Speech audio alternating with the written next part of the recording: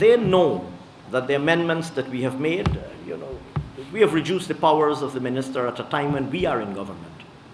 We've introduced an additional layer of governance and oversight at a time that we are in government. They know that our provisions strengthen the framework. But their objections to the passage of the NRF Act are grounded in one simple motivation. They do not want the fund to be deployed for the purposes of national development. This view was shared by the Finance Minister during a press conference on Thursday at the Arthur Chang Conference Centre. As the debacle over the recently passed Natural Resource Fund bill continues to garner massive public attention, the minister opined that the new act is far more superior than the 2019 Act. 2019. In several areas, including the areas that I've outlined to you, which are areas that go to the core of good governance, accountability, and transparency. And so it is extremely unfortunate that instead of recognizing that, and I would say this, we could have discarded their entire act and rewritten it. The Natural Resource Fund bill was first tabled in the National Assembly on November 15, 2018 and was passed in January 2019 during the APNU AFC coalition's reign.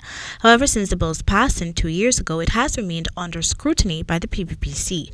Vice President Barjagdo has maintained that the NRF Act is weak, hence fueling the amendment. A major addition to the existing Act will be the Board of Directors, which will consist of not more than 5 persons who will be appointed by the President.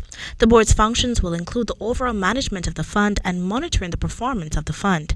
Additionally, the board is intended to remove the extraordinary power which has been afforded to the Minister of Finance in the 2019 Act. These changes are touted to ensure that there is accountability and transparency. As such, Minister Singh expressed his disappointment in the way the bill was received by the opposition party. It's most unfortunate that it's yet another example of the APNU AFC willing to take all manner of actions to actually frustrate